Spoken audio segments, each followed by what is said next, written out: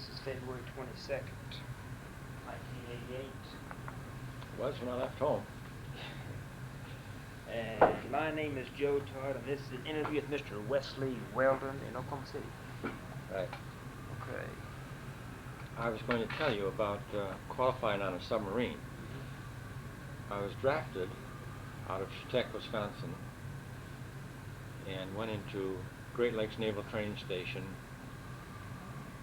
From there, I went to Quartermaster School in Newport, Rhode Island. While there in the Quartermaster School, I was fortunate enough to be in the top 10% of the class, and they called the top 10% in and asked if anybody there wanted to volunteer for submarines. Submarines is an all-voluntary service. There were no draftees into submarines, and they took only the top 10% of classes. So I decided that that was all right with me. From there, I went to New London, Connecticut, to submarine school, basic submarine school, and there you're in a class of about 12 to 15. And frequently during that class, you're tested psychologically and physically and every other which way to find out if you are actually qualified by going down to 100 feet down in a tank with a mumps and lung, etc., etc. And during that period of time, frequently another person would come in and be with you for a short period of time and then leave again. Come to find out that at the end of the class period, in which we studied everything from navigation to gunnery to every system on a submarine, one of these gentlemen was either a psychologist or a psychiatrist. And the final week was spent with interviews with these gentlemen, and they had observed you and recorded your behavior at several different times. When I was called in, I was married, and he asked the question, why did you volunteer for submarines? I told him that a quartermaster generally was a visible target on an LTD or any other type of operation, and in submarines I would rather come back in one piece or not come back at all. He accepted that as a satisfactory explanation. I was accepted into submarine duty. Now, when you say qualified... Okay, qualifying on a submarine is quite difficult. A submarine has an electrical system, a hydraulic system, and a manual system of operation. 3 different systems.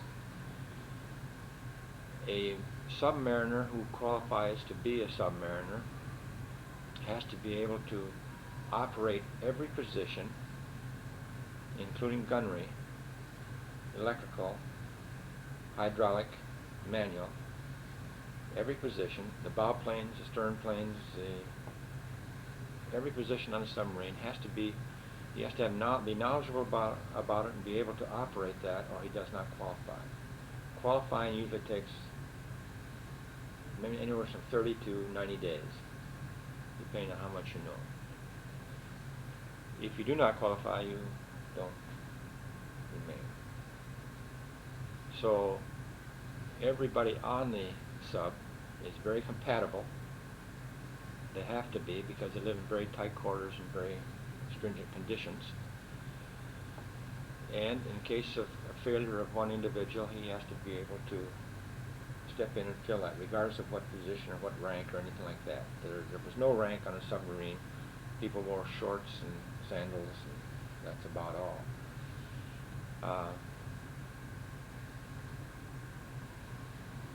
After qualifying, it's how well you fit into a crew that determined whether you remained on the sub or not.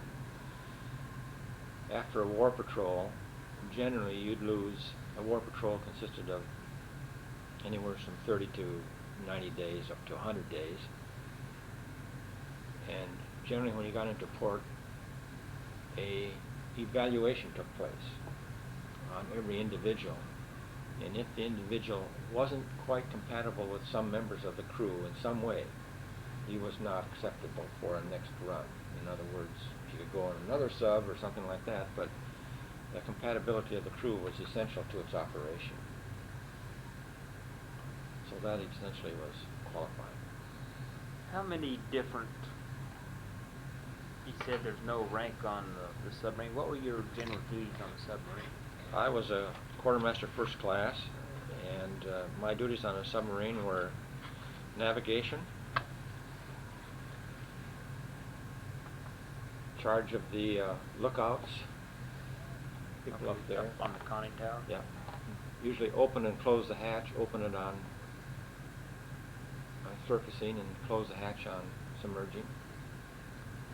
Had charge of the tracking of an enemy target on a chart, and also we cranked that data into a computer, which was not a sophisticated computer like it is today. It was a TDC, which generally took the information and fed it into an electrical torpedo, so the torpedo would run on a course that you predetermined through that information.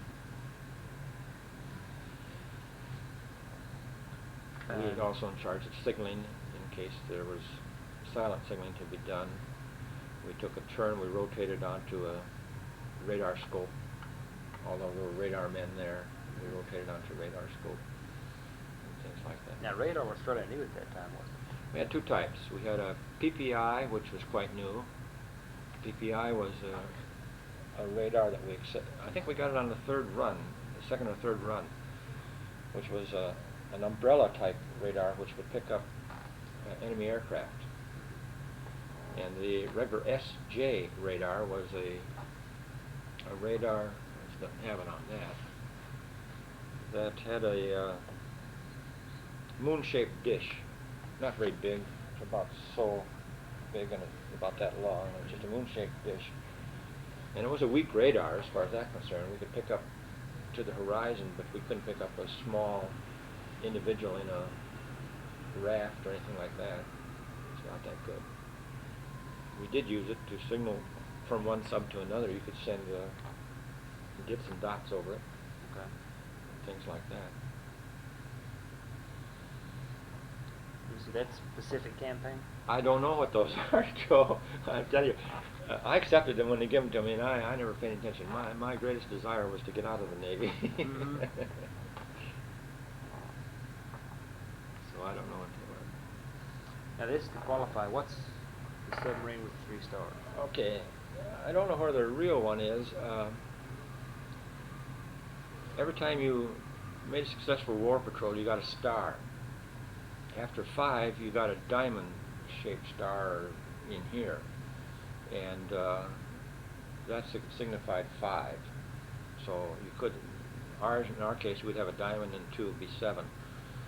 And if you did more than that, and very few subs did very many more, for every 5 you'd get a silver, now what is diamond. a successful war patrol? Successful war patrol was a patrol in which your objective was achieved, and usually your objective was to go out and to sink the enemy. So a successful war patrol consisted of successfully firing all torpedoes aboard and usually inflicting some damage. Now the Hammerhead, was it in the Pacific during the whole war? Yes. Originally it stopped in Pearl and went down to Fremantle, which is outside of Perth, Australia. And we operated out of Perth, Australia. We had one interesting assignment. We were still operating out of Fremantle in Australia. And we went in when they were bombing Corregidor. The United States was bombing Corregidor. We went in Subic Bay, and there was nothing in Subic Bay at that time in our forces. We went to Subic Bay, and we worked out of Subic Bay, went down to Manila, took a slant, and went in, because the current into Manila Bay was an in current on the below and the surface current out.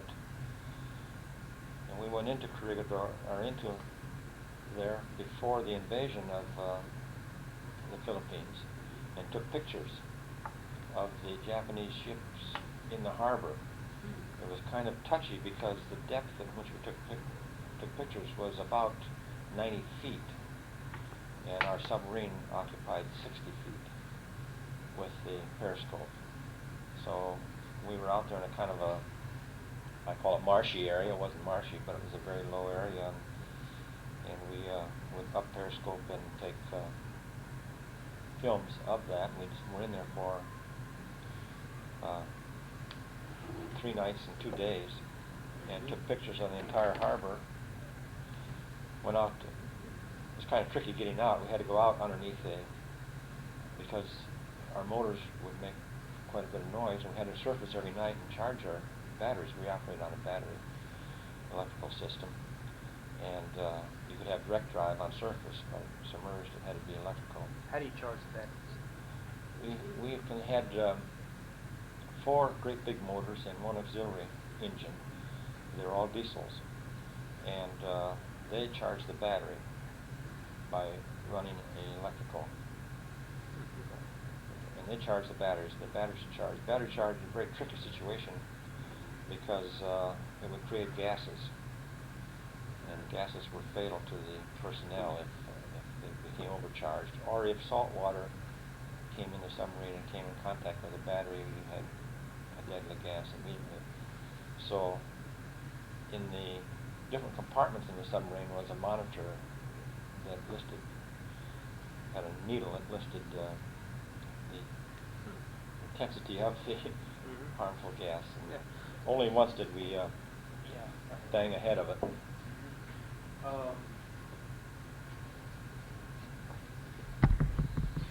Let me back up and get some. Where were you born? I was born in Minneapolis, Minnesota. Minneapolis. And when's your birthday? April 5th, 1914. 1914. And who was your father? Alva Weldon. Alva Weldon. And your mother? Eliza, E-L-I-Z-A. And what was her maiden name? Christensen. Christensen. With an E-N. I interviewed a Mr. Christensen in Norman from Minnesota. Spelled the same way. And he was born in Minnesota. Oh, don't know. Now you entered the military in Wisconsin? From Chetek, Wisconsin, a very small town just south of Rice Lake. Okay. Had the family moved from Minnesota to Wisconsin? Yes. I attended all the school. My schools were all in Wisconsin, Rice Lake, Wisconsin. When did the family move to Wisconsin? I don't remember what year it was. And you went through high school? In Wisconsin, And yes. graduated what year? 34. 1934. Did you do any work with the CCC or WPA program? No. And what did you do between high school and the Navy?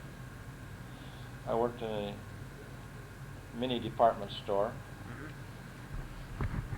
And what were your duties in that? I rose from being a regular salesperson in there to office manager. So this gave you a background for John A. Brown later on then? Oh, yes. Okay. Did you think that we'd get involved in the war? I didn't give it any thought, really. I wasn't that much interested in the political things. Yes. No, I was running a branch of the department store in Chetek, Wisconsin when December 7th took place. I remember that very vividly. Tell me about that day. That was a Sunday, and my wife and I had just returned from church and we turned the radio on as we came into the house and heard this and didn't believe it. So we listened very intently and heard the president come on and said, "We are at war with Pearl Harbor," was the incident, and we were at war with Japan.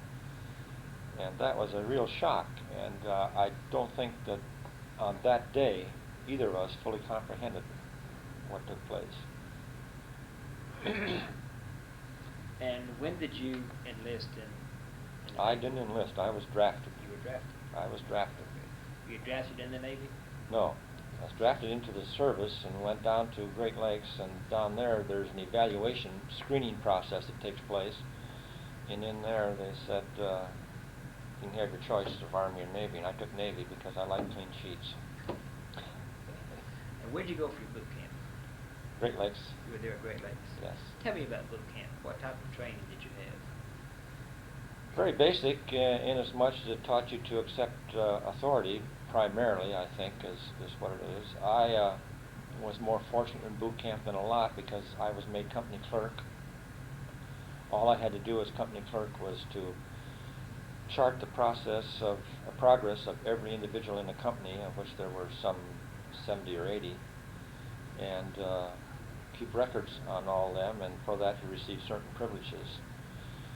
And I was still obligated to take every test and to pass every test, which I did, but a lot of the routine things I was exempt from. So I was put in charge of the group that was drafted from Rice Lake, Wisconsin down to there and everything else. So I suppose that accounted for my being company clerk. I don't know. And you said you're in the top 10%. Not of that. Not of that. Not of that. I don't know if they have a top 10% of that, but there was some type of evaluation process that went on, and it was decided that I would make a good quartermaster. And so quartermaster school was suggested to me, and I accepted that. And I'll tell you an interesting anecdote. Being one of the older members there, I didn't have a great deal of inclination to go out and carouse and run around and do things like that, so I volunteered for a lot of in-house duties, stayed up to check people in and so on and so forth, while the person who's supposed to be in charge go out and have a good time. And the man in charge of that part of the Great Lakes training system said, "Would you like to stay here?" And I said, "Well, I don't really think so. I don't think I'd like to stay in the Great Lakes. It's kind of boring." And he said, "I can fix it, so you never have to go anyplace but here for the rest of the time." I didn't accept that. I didn't like that idea. I could see where he was coming from, but he liked what I was doing. I was doing his job for him, essentially. So he says, "Well," he says, "I can fix it to see where you want to go. Do you want to go to a quartermaster school in, I think it was Montana or someplace, and the other one was Newport, Rhode Island." So I said, "Well, I'll go to Newport." And that's where I went. Slept in a hammock. Yeah. And that was, tell me about the quartermaster school. Quartermaster school is quite demanding. A lot of math involved in the quartermaster school. Visual transmission of signals, audio transmission of signals, navigation system, learning all the constellation stars, and so you had to navigate by sextant as well as electronic means.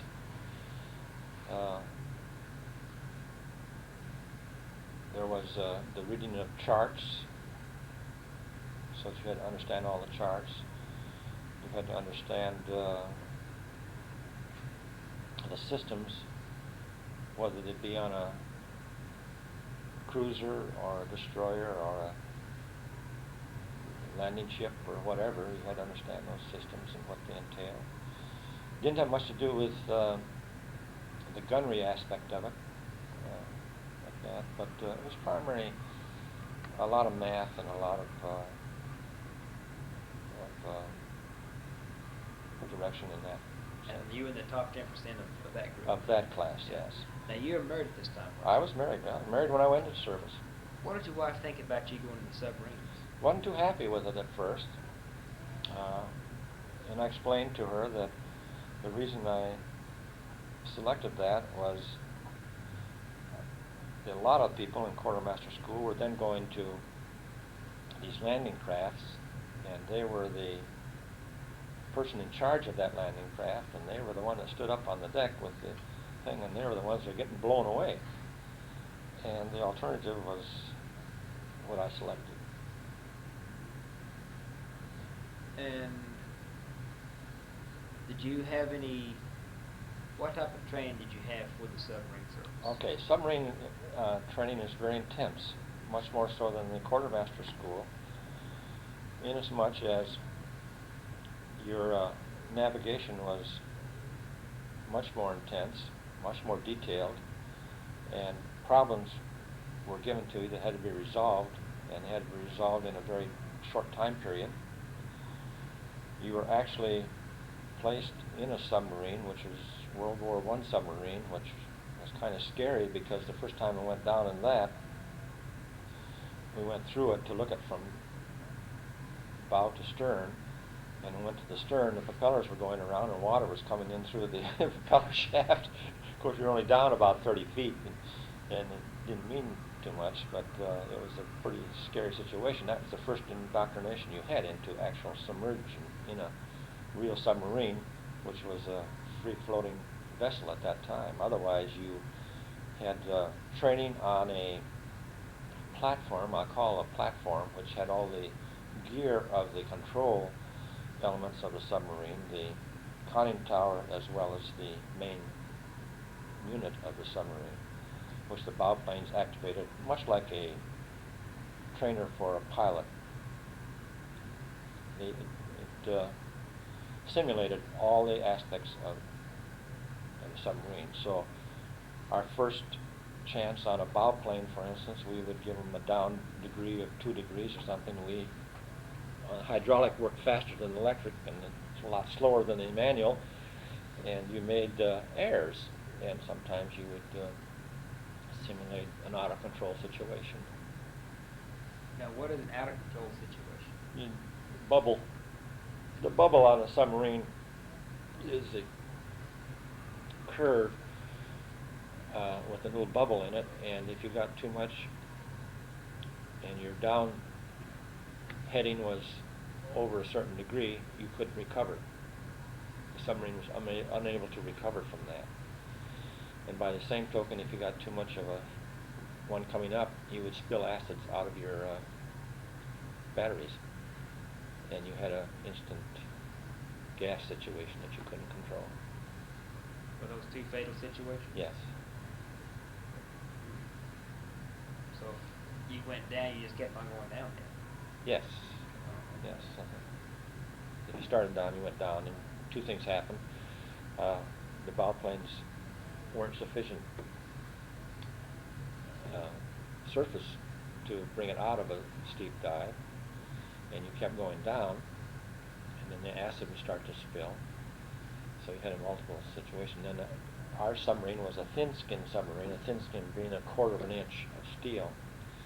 And we were on one of the last ones of that. The Manitowoc plant only built thin skins. The other plants built thick skins, which were 3/4, half an inch more. Our depth was 400 feet safety depth with a 50% safety margin. The other ones were 600 with a 50% safety margin. Quite a difference. After you get down to 400, you can't open or close bulkhead doors. They are compressed to the point that they just don't operate. And when did you go aboard the Hammerhead? 44. Now the Hammerhead was built in Wisconsin? 43. Manitowoc, Wisconsin in 1943. And how are you just assigned to a submarine at random, or? Yes, my journey to the Hammerhead was fairly unique in as much as I think I was the only one that did this, that came aboard the Hammerhead in this manner. Quartermasters were in need in submarines, and I went from graduating from submarine school in New London, Connecticut, cross country on a train. Didn't even get to see my wife in Chicago at that time, although she was with me in New London, Connecticut. I lived off base with her. And then I went cross country to San Francisco, boarded a Dutch ship for New Guinea. Went down to, from New Guinea went down to Fremantle, not to Fremantle, but to Brisbane, then to Sydney, Australia. Took Loran school, Loran being a new navigation instrument, which you know what Loran is. It has the ability to measure the distance on a line. It's an impulse that goes out, comes back. So it's a navigational tool that was new. So I went to navigational school there. Then I crossed the continent of Australia on a train, which meant 3 changes because the railroads were 3 different gauges, and there was no connection between the cars. I couldn't walk from one car to another. So when we stopped on the way to eat, there was a central car that was the food car, and everybody got out and they took their little kits and went to this and picked up their meal and ate the meal and then boarded the train again. The train started up and away we go. And I said it wasn't all military personnel. There was a lot of other people on there. But how long were you in Sydney? I was on Sydney for about a month. What'd you think of Sydney? I love Sydney. I love Australia. Australia is United States, only 20 years. We're 20 years to 25 years ahead of them. Now, how did you go from the different gauges on the train? Well, what you do is you come into a station, wherever it is, on this one track. That's the end of the line for that train. You disembarked from there and went on to the other one and took off. One was real wide. Tracks were a lot wider than this, and the other one, the tracks were only about 36 inches.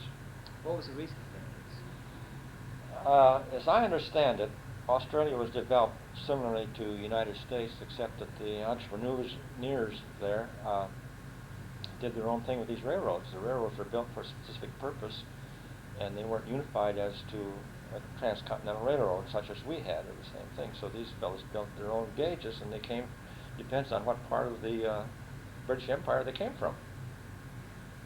If you came from India, you built a little one. If you came from someplace else, like Africa, you built a wide one. That's what they did.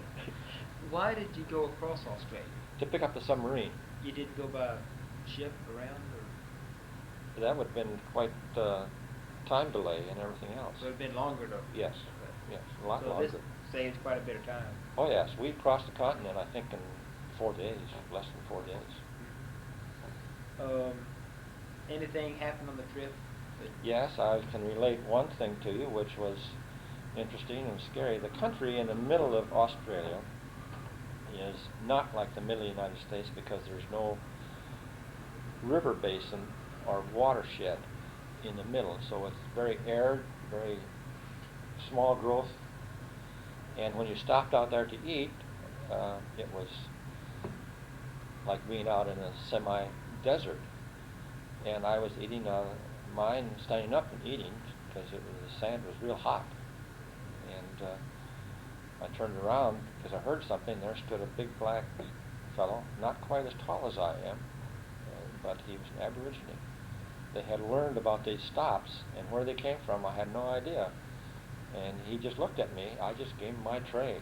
I didn't fool around. I gave him my tray and left. I'm sure he meant no harm. He was interested in the food. But there were about 8 of them that showed up there. And others did the same thing. So they evidently knew about where these trains were stopping. And you didn't see them before you stopped. And one thing that intrigued me about it, I looked at him, and he wore only a loincloth, very bushy hair, very thick features. But the thing that intrigued me the most was the sole of his feet.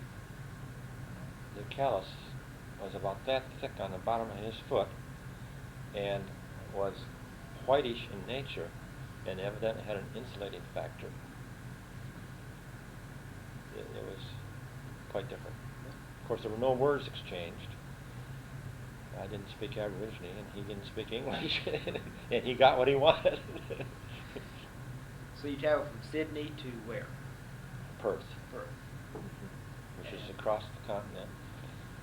Went through Calgary, which is the gold mine part. That was Welcome Site.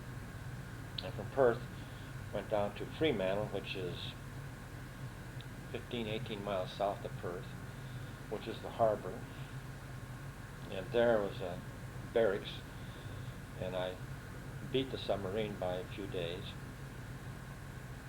So I still went to brush up on Loran. They had a Loran class there also, so I went to that for several days before boarding the sub. Once you are brought aboard the submarine, you come aboard with very little gear, and you're assigned a sleeping space, which is yours and somebody else's. It's not yours alone. If you're in the forward compartments, you sleep on a torpedo. If you're in the after compartment, you sleep on a torpedo. The middle area has 3 tiers. I'm continually amazed at the condition of the prisoners in the state of Oklahoma, the space they get, when I think that I had 2 feet above me, and that was all. And I didn't have full use of my bunk. It was shared by another member. Now, were you on one of the torpedoes, or were you in one of the bunks? I was in one of the bunks. I was in one of the bunks. How much space do you have in those quarters? The bunk is about 7 feet long, and it's about 3 feet wide, if 3 feet wide, more like 30 inches, I would say. And there's 2 to 2.5 feet between them, one on top of the other. And that's the space. The fellows in the on the torpedoes had about the same space above them, so it was kind of tight. Now, was it 2 men to a bunk then? Generally, there were 2 men to a bunk. What's the crew on the submarine? About 85. 85. In war complement, about 72 in peacetime. Generally, what are the different jobs of the submarine?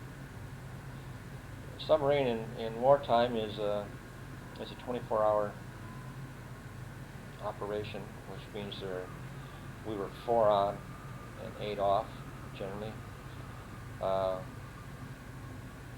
submarine was fortunate enough to be a comm sub pack. We're in charge of packs of submarine generally, and so we knew what was going on all the time. But as a command position, our submarine, from the very start, and with the consent of every member of the crew, decided we were going to be a clean submarine. So one of those 4-hour periods during the day, 24-hour period, was designated as cleanup time, and every day, except when you had wartime activities going on, was set aside as cleaning day. We cleaned everything on the submarine, and it was much more livable to live in an atmosphere in which cleanliness was an attribute of it. So I went aboard some other subs that didn't do that, and I was quite astonished at the lack of sanitation and cleanliness that took place on those. Where did you take it for meals on the submarine? In a meal room. It's a mess hall, is what it's called. It would seat 16, I believe. And the galley where the cook prepared the meals was not any bigger than this table, from here to there. 4 by 8 feet? Something? Yeah, about it. Yep. And all the provisions were stored below in a locker, which had the capability of freezing meat, keeping it frozen. Everything else was in tins of that nature. And when we left a port to go on a war patrol, you couldn't shower for 2 days because the shower was full of tin goods. And around the motors, the engines, the outer part of the hull was all stacked with tin goods. So you literally ate your way into a livable condition. Then how do you get rid of the refuge on the submarine? Okay, very interesting that you should ask that, because that was one of the duties that the quartermaster supervised. All the debris from a submarine except in port, on a war patrol, was gathered together into a gunny sack, which was put into which was put a ballast, a weight, and at night, at a certain watch or something like that, all this was hoisted to all through the control and up to the conning tower and up to the surface, and one man was allowed to go onto the deck, and it was his duty to drop that over the side, weighted so it would sink out of sight. How often? Every night. Every night. Except when you had activities. Uh, It could be fired out of a torpedo tube also. Would you describe from start to finish a successful patrol? How long does it last? What do you do? The length of a war patrol is not predetermined. It is an assigned objective. It could be, I'll take one that was fairly typical. On this war patrol, and I think it was the 5th or 6th, we worked out of Subic Bay. That's in the Philippines. Our job was to go into the Saigon area where the Japanese had a concentration of ships. We had no idea how long it would take. Prior to that time, we took aboard, I think, 12 new submariners who were fully qualified, but to see if they were compatible, you do a shakedown of about 10 days. During that period of time, you simulate almost every activity that you could think of, from surface gunfire to torpedo tracking to torpedo firing to airplane depth charges and to enemy contact, submerged enemy contact surface, fires in the engine room, electrical failures, abandoned ship. All those are simulated at sea, and if none of those measure up, or you don't measure up, then you pick some new ones. But that's part of the becoming the crew. The crew has to be a one single-minded unit to be successful. We had taken aboard 12, I think, at that time. Our objective at that was to patrol the coast there, the harbor mouth primarily, to see what we could discover about the strength, what happened. We went out with 2 other subs. We were Tom Subpack and 2 others were with us. And we got off the entry into the harbor. The depth of the ledge at that area is about 120 feet and extends out for about 60 miles. It's not a pleasant place to operate. The charts are not that accurate. We did go to our station. The current down the east side of that area is about 3 knots at a depth of about 40 feet and allowed you to run at 3 knots and stay in a stationary position with periscope observation of the installations and so on and so forth. We did that on a routine basis with, we'd stay in there for 24 hours, another sub would come and relieve us for 24 hours, and then another one would come in and relieve us for 24 hours. Generally, at that period of time, you didn't sleep much because they did have aircraft, and at night when we were up charging our batteries, we had several contacts with planes, and one time I looked up and looked, our PPI radar didn't pick it up at all, and I looked up and all I could see was it was a Betty aircraft, and all I could see was one motor and part of a wing in my binoculars. And he was too close, and we submerged immediately, and we took quite a few depth charges from him. The we were on station being active during that, on that point, when the activity increased noticeably. We stuck our antenna up out of the surface and alerted the other two that activity was being observed, and out of the harbor came a number of ships, and I think there were 18 or 20 in all. Most of them were destroyer type. There were a couple cruisers and one battleship, and they came out and turned into a northerly direction and were leaving. And we notified them, and we left station and went to get ahead of them if we could, because we didn't want patrol craft as a target when they had big targets there. So we got ahead of them as far as we could and submerged. Then we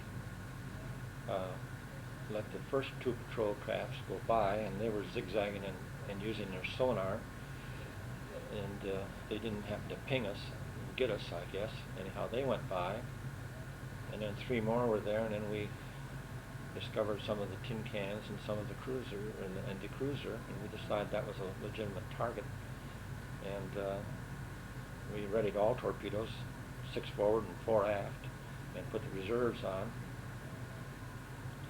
and we fired all 6 forward, turned and had the 4 aft in readiness, and we did hit 2 ships.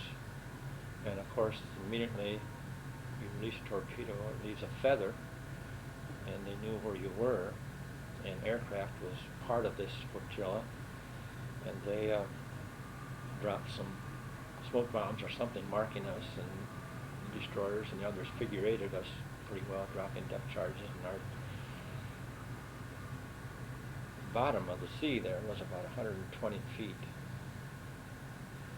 And we had a difficult time. In fact, at that time, on the, I think it relates this, on the second loading of the forward torpedoes, we'd fired all 10 by then. In the second loading of the forward torpedoes, we were being attacked by a destroyer who was coming 0 degrees on a bow. 0 degrees on a bow means our bow and their bow are exact line. We're using the same line.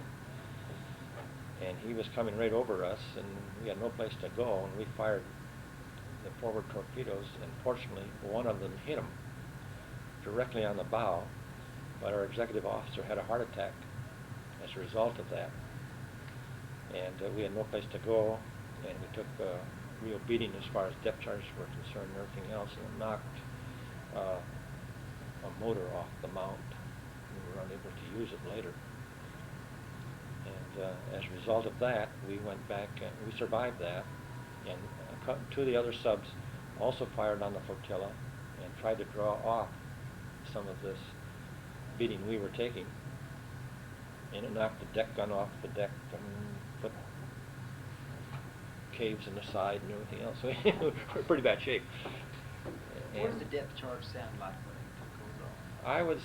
The best way I can describe a depth charge, Joe, is you put your head inside of a milk can. You know what a milk can is? Put your head inside of a milk can and have somebody hit it with a sledgehammer. Right, very loud. In fact, we were the first submarine to, let me finish that one, I'll come back to that.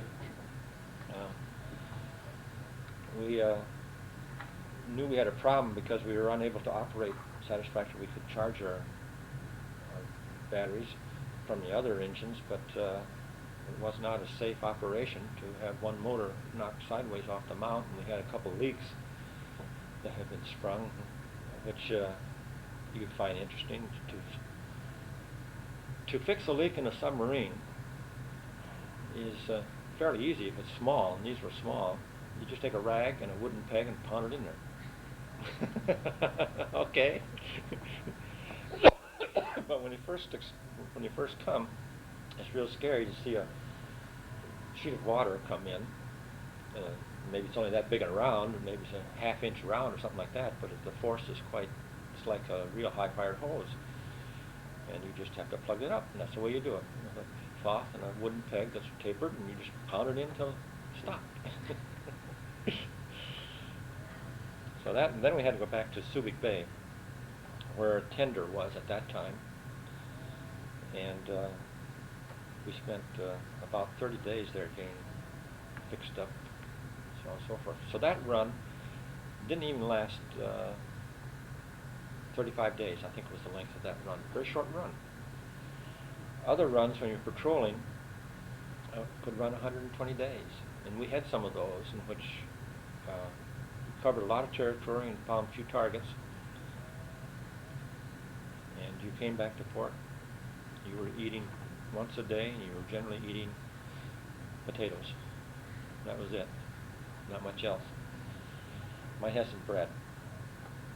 So an amphibious plane would fly out with fruit and milk and stuff like that, which you didn't have.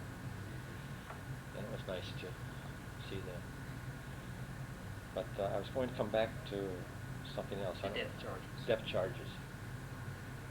Depth charges, I told you what that sounded like, but in a hollow tube, which a submarine is, at a depth, you can hear propellers that can be 100 to 200 feet above you. You can hear them come and go over you. You learn to distinguish a destroyer, a patrol craft, or a freighter by the sound of those propellers. The freighter goes boom, glum, glum, glum. The destroyer is usually two screws, and they go brrr. And a patrol craft is one screw, it goes like that. You can learn all that. The sonar men become quite adept at listening for all these things at a distance outside of normal hearing, and they can distinguish a school of fish from man-made sound. So I never could do that, but those that can do it could. So, and depth charges are two types. One is preset at a certain depth they explode. That's a pressure that explodes them. Others are contact charges that go off when they hit something. So that's the two type, and they're usually fired from Y guns or rolled over the side or whatever. We were the first submarine to test the electronic torpedo, which was a sound-seeking torpedo. It wasn't the kind of torpedoes we'd been experienced with. They did fit in the tube. They had to be manufactured that way, but they were a lot shorter. So consequently, they looked fatter, but they weren't any fatter. They were just shorter. And if you went by one, you just rubbed your hand on the side, the fins would turn like that. Anyhow, these were designed to zero in on propeller sounds. You fired them from a depth without programming them. You didn't have to aim them.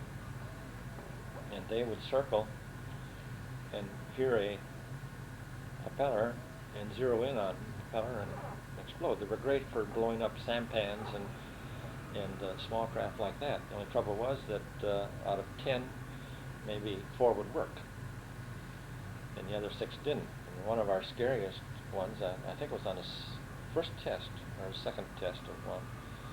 We fired a number of them. Finally, our captain said, "We don't want any more of those," because they were too dangerous as far as we were concerned. We fired several of them, and they kept circling around, and we had torpedoes, or we had propellers too, right?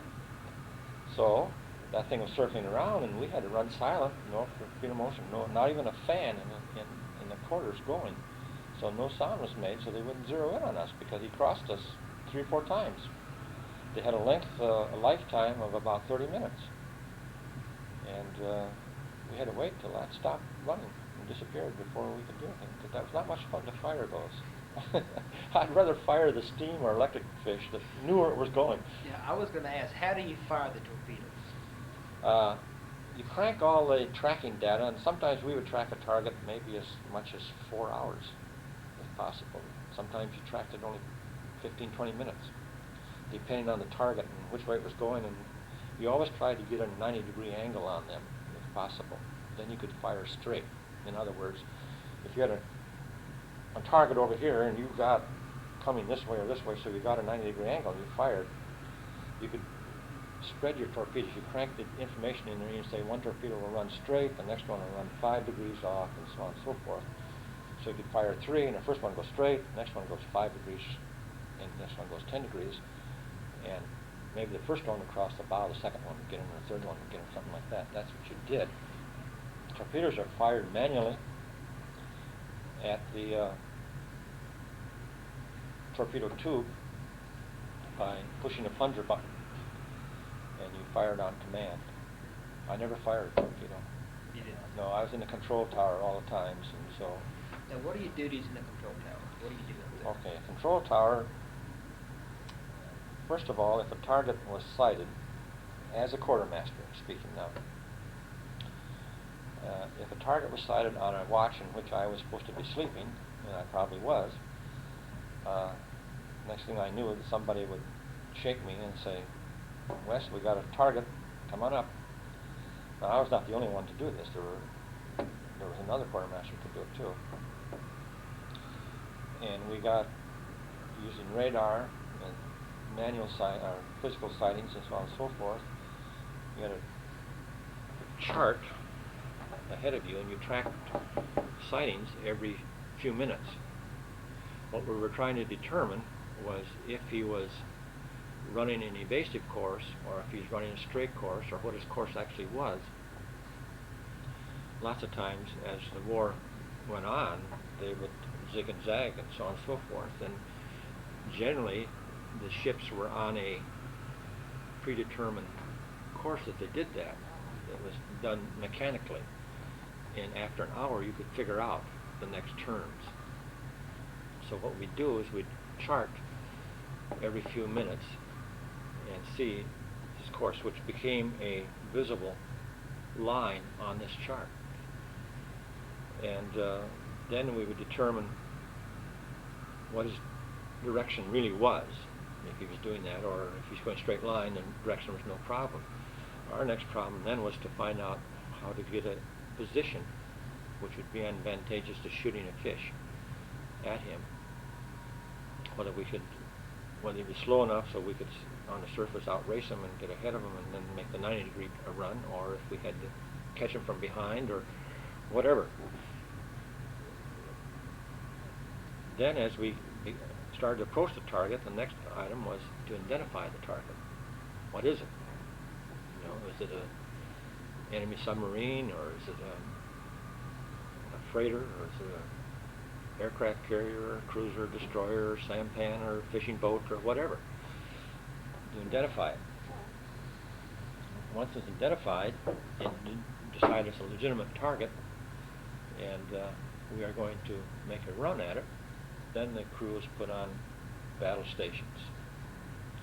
And on battle stations, everybody has a job which may be related to his particular field, or it may not be related to his particular field. But everybody, 85 people, are alert and operational, with phones and with other means.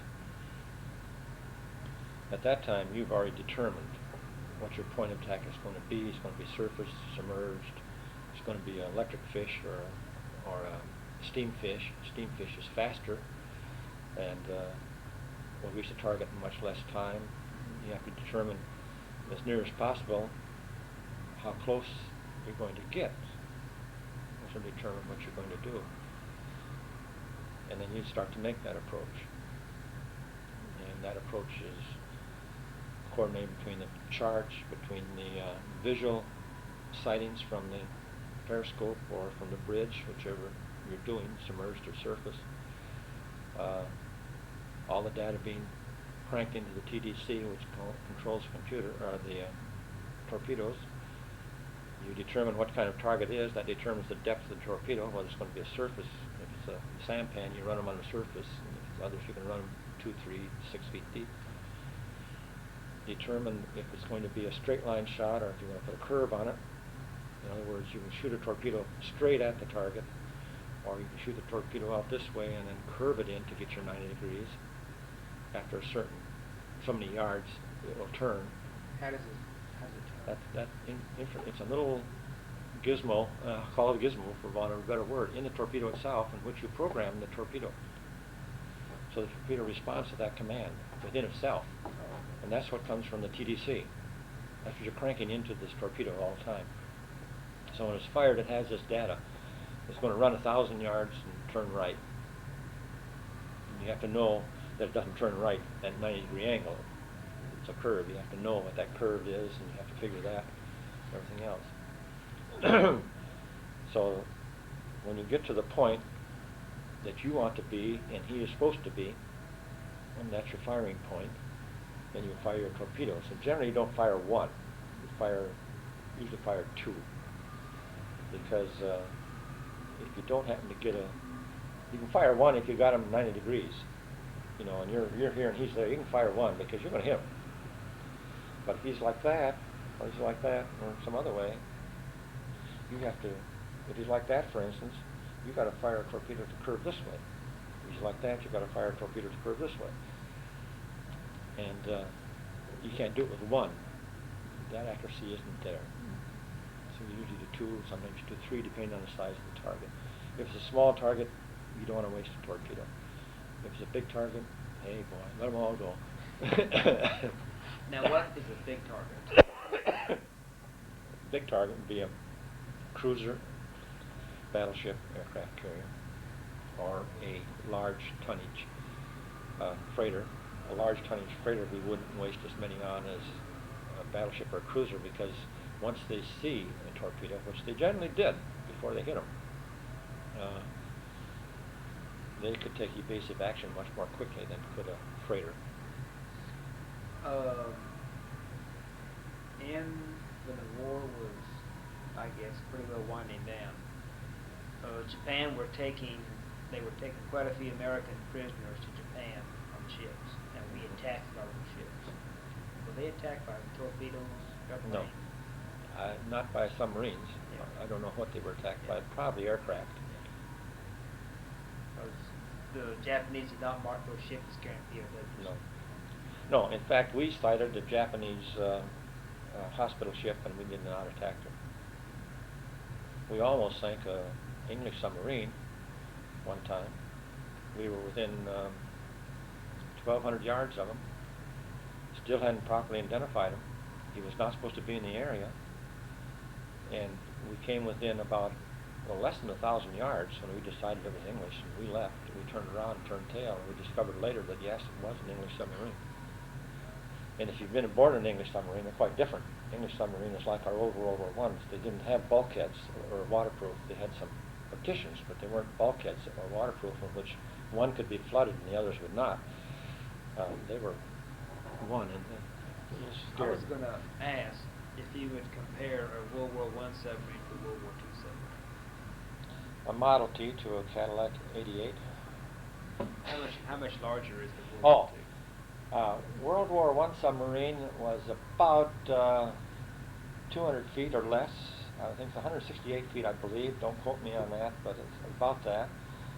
The submarine we were aboard and the attack submarines that were there were 318 feet. What's the complement of the World War I? About 40 About 40. in wartime. Did they have torpedoes? Yes, How were they fired? by compressed air. Compressed air. So we had three air systems on. They had one. We had three air systems. We had a low pressure system, a high pressure system, and what's the third? I'm not going to qualify. A compressed air system of some type, and I don't recall what it was called. There were three different degrees of air pressures on the submarine. And it might be interesting to you, when we left Subic, or if we left Fremantle to go on a war patrol, we would go, let's leave Fremantle, we'd go up around the west coast of Australia to the very tip. I think it's Darwin was the port, and there was a place there that we would refuel. When you refuel a submarine is an inner hull like that, which is the capsule in which the equipment and the men and everything are in. That's the skin that you. Outside of that is a small, shaped exactly like that, except it's open on the bottom, and you fill your oil till it starts to come out there. So that's when you're full. Then as the oil is consumed, water pressure, salt water comes up and fills those compartments. That's the way you carry your fuel. What about fresh water? Okay, fresh water is made from the salt water within your submarine. For evaporation? No, it's a mechanical process, and I imagine you could call it evaporation. It does that, but it's contained in a unit not very big, and it operates continuously while you're at sea. You carried some in cans because it could have mechanical failure. How does a submarine surface and dive? Okay. A submarine is on the surface going along. It has what we call ballast tanks on the outside of the submarine, and these are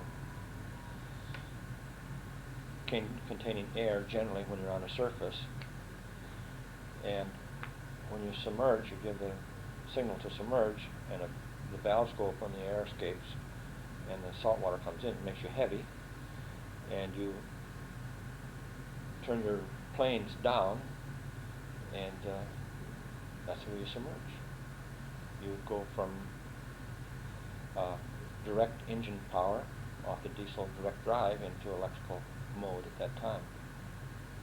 And how do you reverse that process? To reverse that process, you fill the ballast tanks with air and blow the salt water out, which makes you buoyant. And you do that by different tanks. First you blow the bow tanks. We call it blowing tanks. You blow air into it's compressed air into the ballast tank up there.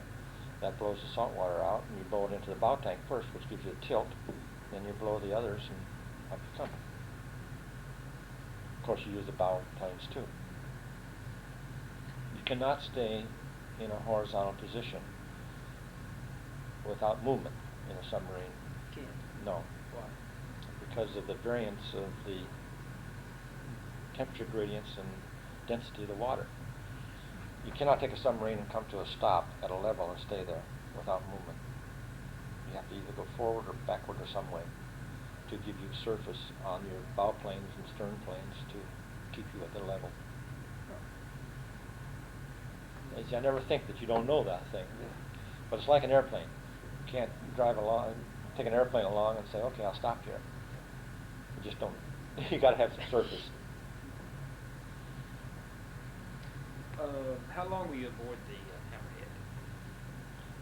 44 through 45. I was on board when the war ended. What was your most successful patrol that you had? I don't remember the number of the patrol, but I think it was the one that I described, in which I think we were credited with 6 or 7 sinkings. Now that could be, as far as enemy tonnage, those are all war ships.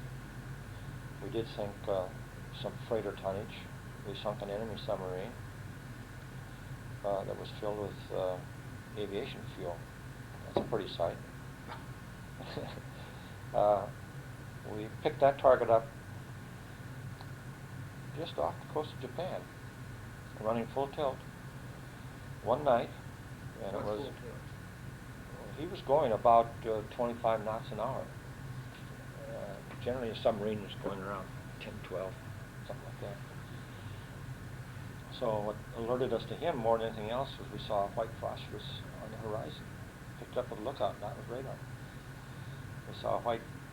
When you travel in the Indian Ocean or the Japan Sea or something like that, if you move with some rapidity, you cause a curl in the water, and that water out there is fluorescent.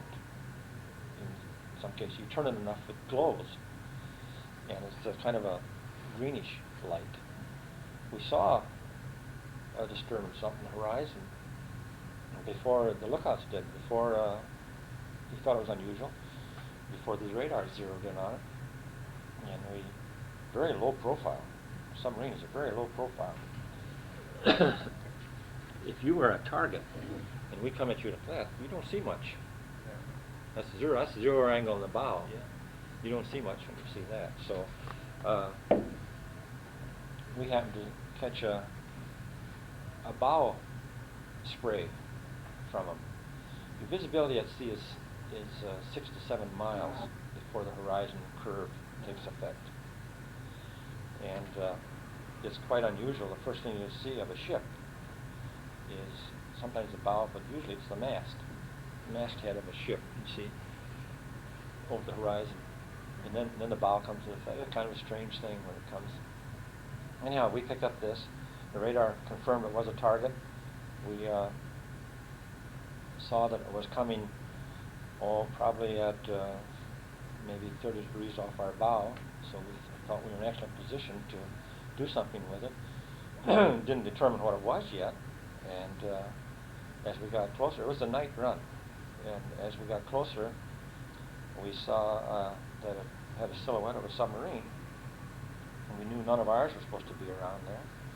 We didn't think there were any Allies supposed to be around there. And we were curious about the speed. Our track showed it traveling about 22 knots an hour, which was very unusual. So we knew it wasn't on patrol. The next thing, we determined it was a Japanese submarine. We had not had, that's the only one I saw in the whole time. And since it was going across our bow, we thought, let's take a crack at it. So we set up 2 steamfish, which travel very fast, very fast. They leave a tail, but they travel at a high rate of speed, around 60, 70 miles an hour, which is pretty good. We thought we could do it from a range of about 1,000 to 1,200 yards, something like that. We made our approach. It was a good approach, good approach. We thought we only needed 1 fish because the angle was so good. We fired at about 1,000 yards. The fish traveled true. Once the fish starts out of your tube, you put a stop clock on it. And you know when that's supposed to reach the target because you know the distance between you and the target. And if it doesn't bang in that period of time, you know, hey, you missed. If it does, then you're okay. We fired this, and it didn't explode in the way we thought, but the sonar man says, we got a big thud, but we didn't get an explosion. And it was kind of strange, and the lookout said that the target disappeared. Now, this all happened in seconds, and that was kind of strange. Anyhow, the torpedo had entered the submarine, and whether it exploded or not, I don't know. Nobody does to this day. The submarine, because it was running so low, went down and then exploded, and the whole sea came up in a big ball of fire. It was aviation fuel, we found out. Just the whole sea exploded in a big ball of fire. Terrible thing to witness. If a torpedo misses, what happens to it? Torpedo run its course and sink to the bottom of the sea. Still alive if somebody bangs it. Torpedo has impact charge in the front, which sets it off. If that is not set off, the torpedo doesn't go. You have to hit that, and that sets off the rest of the torpedo. It's a small charge up front that explodes the main charge. If it gets a certain pressure, it won't go off. No. So there are live torpedoes laying around the bottom of the Pacific Ocean.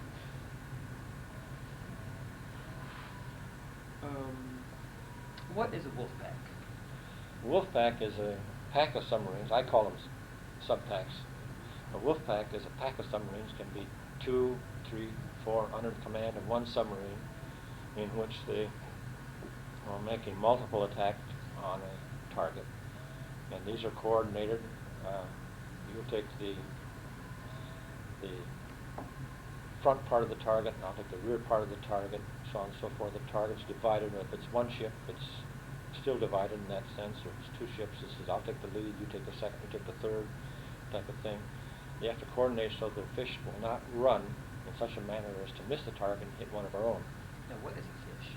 Torpedo. That's a torpedo. Okay. Fish is I'm sorry. Okay. It has to be set, and you have to shoot so that if it should miss the target, it would not endanger one of our own, which is a very high probability. If you're operating a pack. A pack is a group of submarines, can be 2, 3, 4, 5. How do you travel? How are you lined up in a pack? There is no set manner, you're just doing communication. That communication can be either by light, a light gun, SJ radar, visual sighting, or by radio. Radio is seldom used because it's easily picked up. And you do not travel in a straight line. There would be one ahead of you to the right, one ahead of you to the left, or something like that. And we never travel in a straight line in what we call enemy territory, except when you're submerged. Did you take part, did the Hammerhead take part in any of the big campaigns like Guadalcanal or Iwo Jima or Invasion of the Philippines? Yes, we were the lead sub in the invasion of the Philippines. We went in and took pictures of the harbor before that took place. And we were one of the lead subs in the invasion of the Philippines, yes. How do you take photographs in a situation like that? Okay. In the Manila Bay, we were submerged, except at night to charge our batteries. We would up periscope and try to, because there were very few waves, the waves in the Manila Bay were seldom over 2 to 3 feet, and we put the periscope up there, and for a limited period of time, and as time went on, so we knew that harbor pretty well, we slap a still camera on there, or a movie camera, whichever we were doing, on there, run the movie camera for a minute or two and down periscope. Run the still camera with continuous snaps for a minute or two and then down periscope. That's the way we took pictures. We were no good at night pictures. We just didn't have the capability of taking night pictures. At that time, we didn't have infrared. But we had the whole harbor outlined at the conclusion of that. And when we left there, we left underneath a troop carrier of some type. We saw him coming. We got out and got underneath him and a little bit ahead of him because they had patrol boats out there, and we couldn't get out that current unless we could only go about 5 knots top speed underward, and the current going into that was about 3.5. So we had to work like the Dickens to get out of there. So we went out underneath one of the ships, which means we started out ahead of him. He passed over us, and we came out behind him. But we were not detected.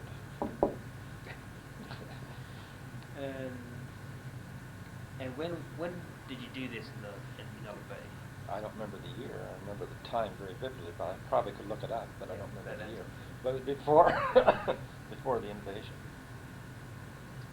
Well, the invasion was in what, January '45, or I think it was somewhere in there. Yes. Okay, let me see. What else about submarine? Oh, are all the submarines basically the same design as World War Yes. II? Now, is the Batfish just like the Hammerhead? Yes. The Batfish is an identical copy of the Hammerhead. It is. Yes. That brings up a where were you in VJ Day? On the way home. On the way home.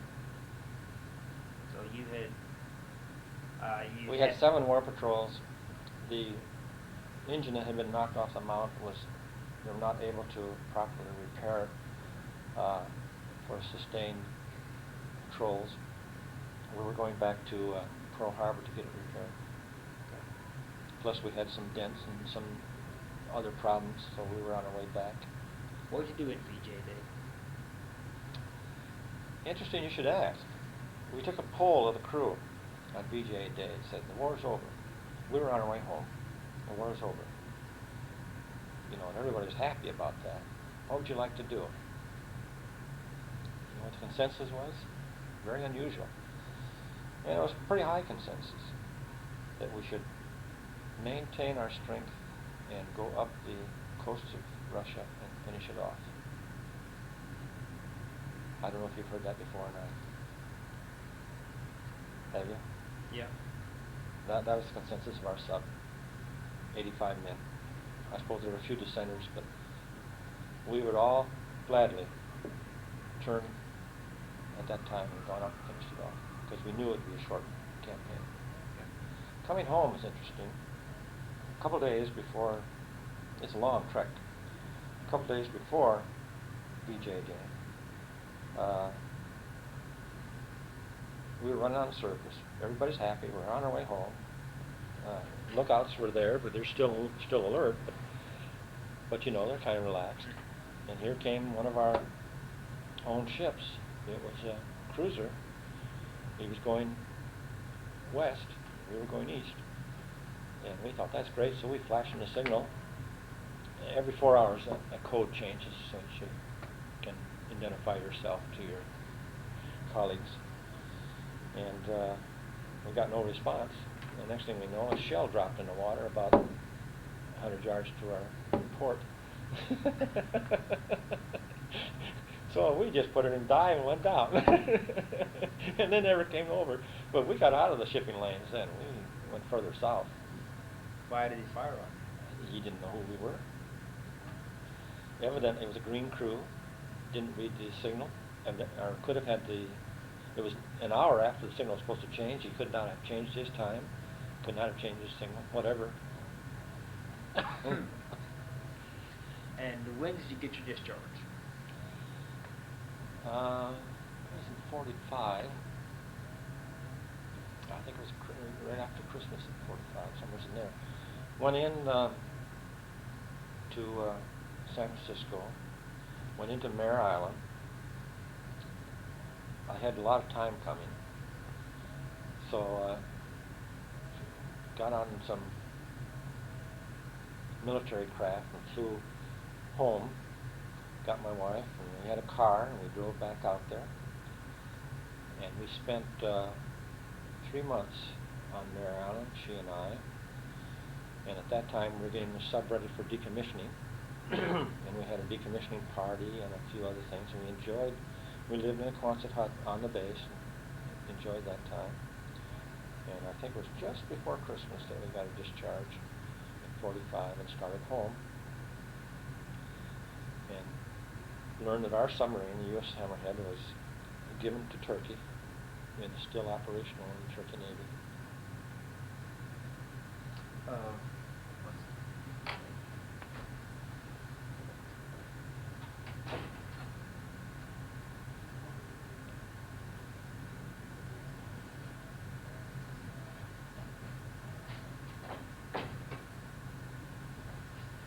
When did you move to Oklahoma City?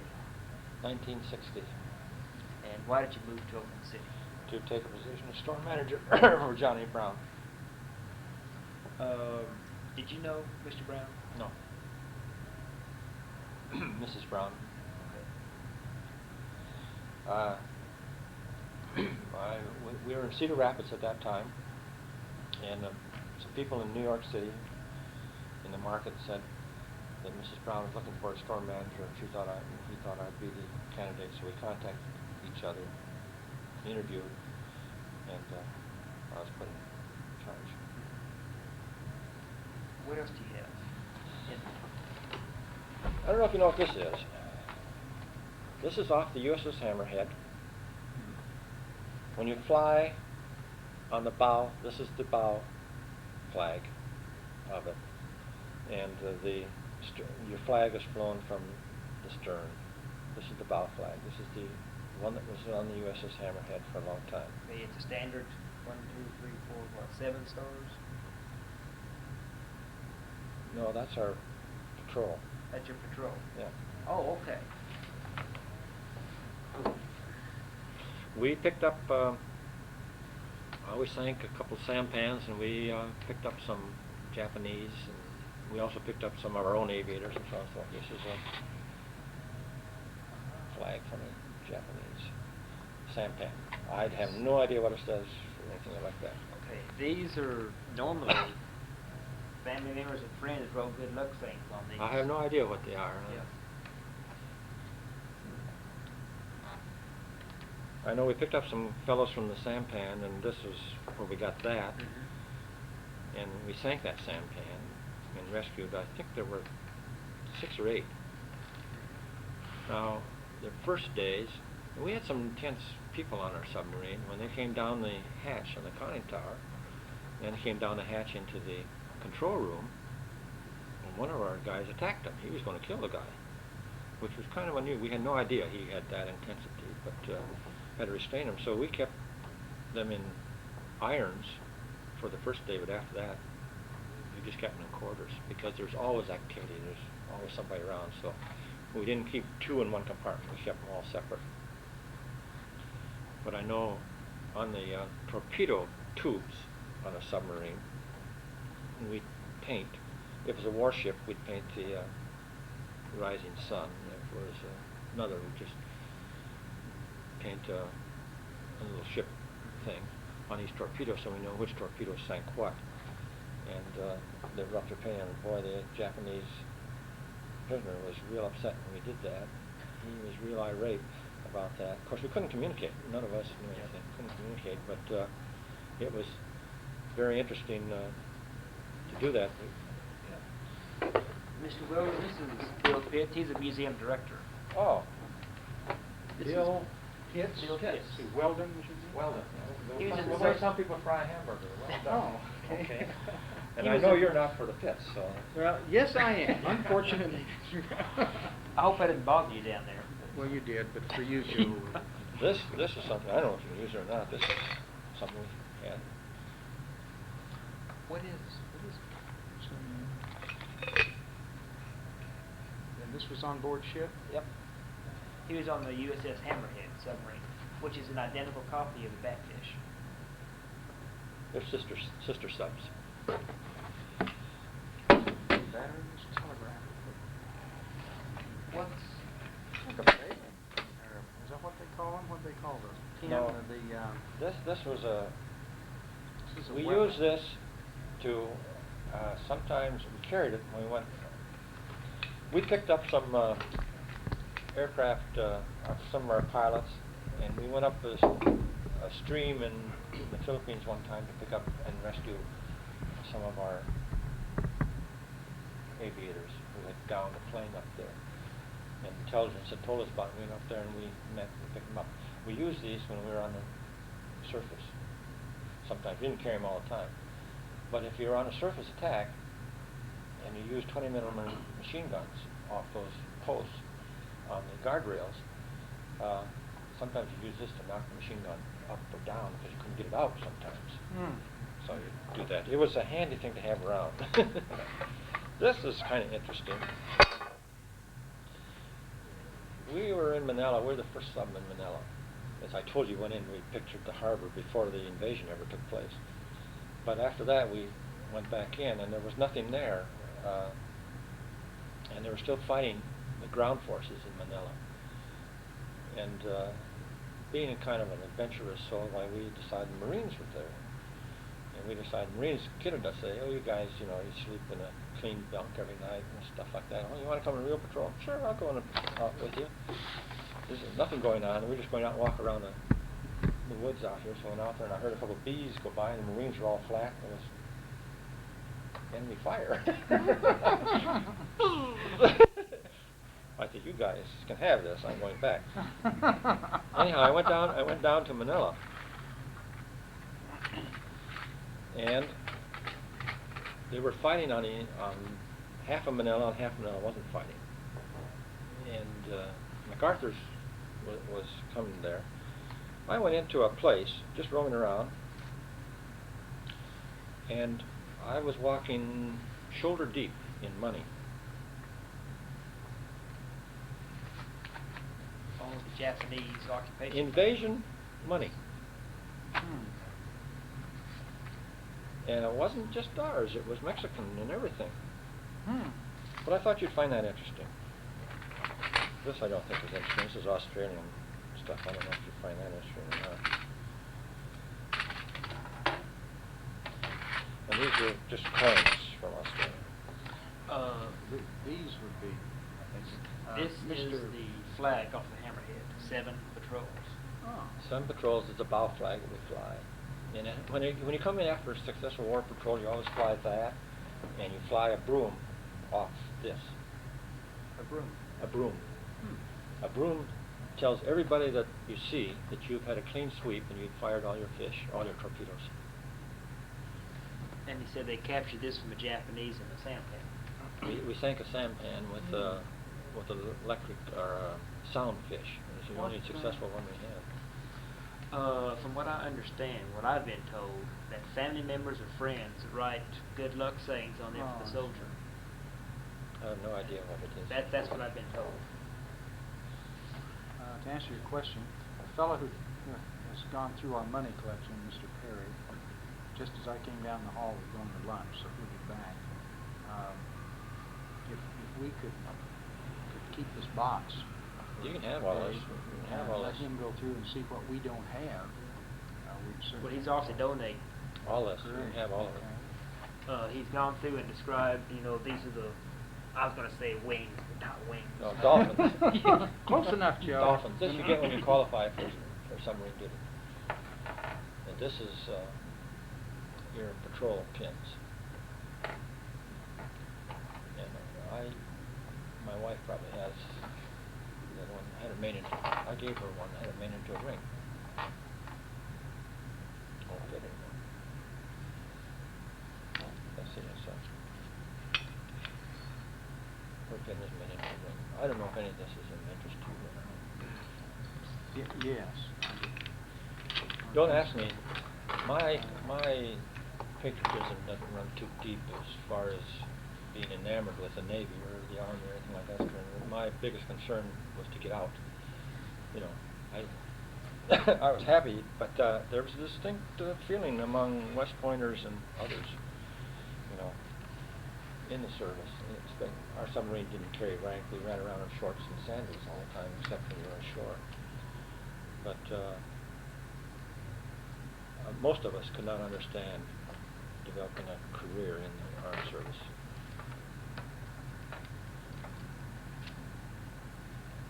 This is a synopsis of 7 more patrols. It's a synopsis of the log.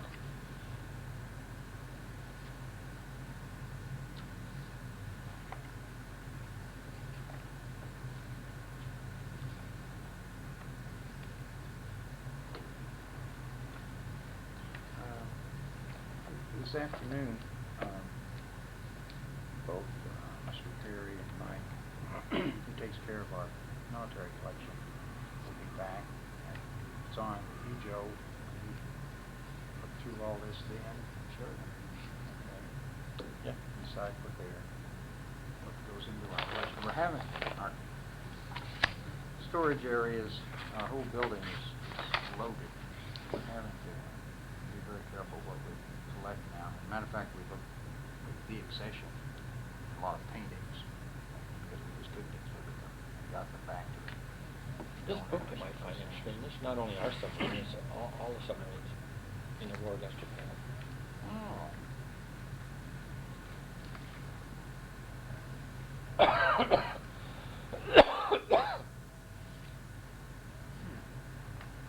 This looks like this had just been printed. Oh, as I said, I was walking shoulder deep through this stuff in a building.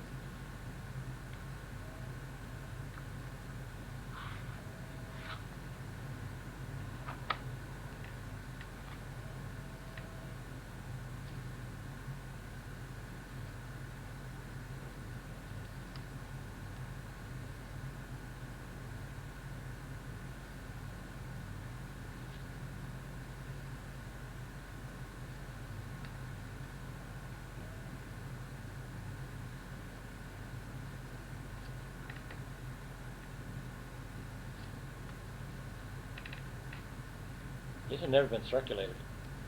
None of that. Oh, this is Dutch. Oh, they had all kinds there. That's why I picked up samples.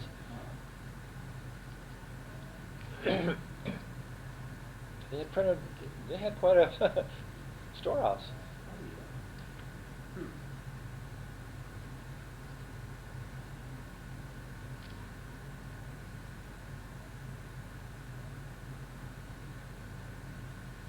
Let me see. Which store did you manage for John A. Brown? The Capitol Hill store, then the downtown store, then the Penn Square store, then the downtown store, and then I was put in charge of building Crossroads. Crossroads. And you worked, how many years for Johnny Wood? 19. 19. Almost 20.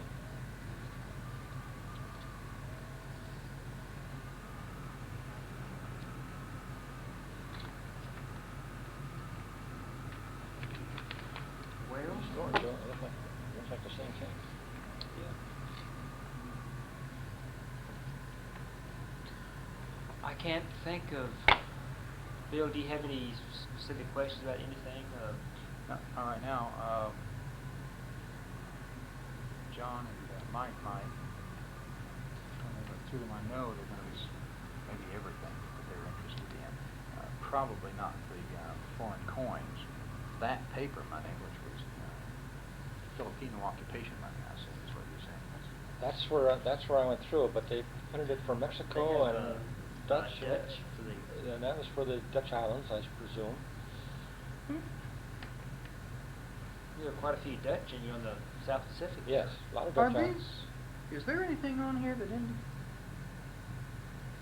Oh, it says Japanese, Yeah. okay. Now the Germans published a great deal of money from many countries, particularly British pounds, which they were going to spread around and Which is and counterfeit. Yeah, Yes, all of it. this is not counterfeit, this Because it was so occupation. good. And I wondered if some of this got over No. there, but this is No, definitely this is This is all Japanese. occupation money. It's not. Yeah, this is It's not great. counterfeit. Yeah, this stuff is just brand new, just minted. Mhm. Yeah, it's never been circulated. There's also Japanese stamps. Yeah, Ah. I did all kinds of strange things. I'm a history nut, so that's why I did a lot of that. Any particular aspect of I like ancient history. Have you been to Denver for the Ramesses show? No, I think I might go. I'm going to first. Because that's where I want to, you know what I want to do? I want to go to Alexandria and up the Nile. The Alexandria, Egypt, where that's probably the greatest library of ancient history Yes. in the world. I'd love to spend some time there. Probably couldn't understand it, but maybe somebody would interpret for me. that's where the museum concept got its start. Yeah. The ancient Egyptians See, and you their got, libraries. you got scrolls up there that I would just love to look at. I was reading somewhere recently. To me, the Greek culture came from Egypt. That's my personal opinion. I don't know. There were several Greek plays. They've all been lost except, my memory's not working.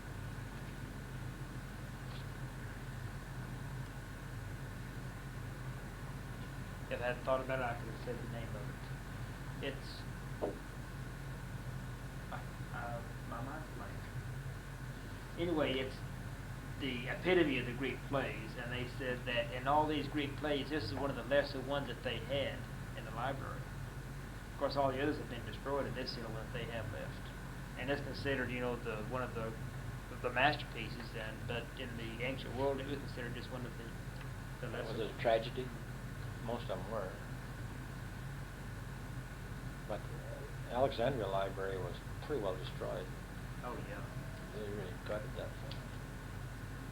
Oh, here's some regular Japanese currency. I've got a. Okay, I just wanted to let you know that Phone call. this stuff is here. Yeah, and if you can either keep it in your office when you get through looking at it, or bring it down to ours, and John and. Okay, I'll take it downstairs until he gets back from lunch or whatever. Okay. We have your address, telephone number, and we'll get back in touch with you.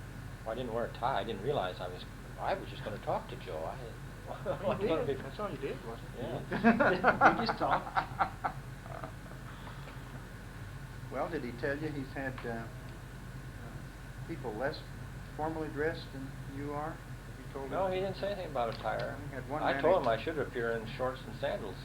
He had one man who dropped his drawers to show him Yes. where he was wounded. He So would he have, just- and the muse are gone, and he just dropped trowel and showed us his wound. Well, you know why I joined the submarine service. I have no wounds to show you, Joe. You know why? The No, psychological aspect of submarines undergo quite an evaluation, and the last one is you visit with a psychologist or a psychiatrist, and I was a married man at the time. None of the others were. And he asked why I selected the submarine service, which is an all-voluntary service. And I told him that as a quartermaster, I wasn't too keen about being shot up on an invasion or anything like that, that I'd rather come back in one piece or not at all. And he accepted my philosophy. I was accepted. There was a, I came here from a museum in Larned, Kansas, and what's his name? He was an admiral, rear admiral, mine retired 5 or 6 years ago. Well, for Pete's sake. Anyway, he was in the submarine service in World War II, and he was in the Philippines. Well, that's where I operated on Subic for a long time. For Pete's sake. I'll think of it after British. I leave. 1 pound, Japanese. Oh.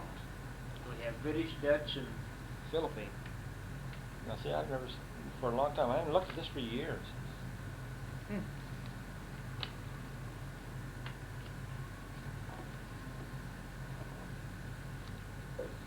Well, thank you. Let me shut this off. Oh, it's been good.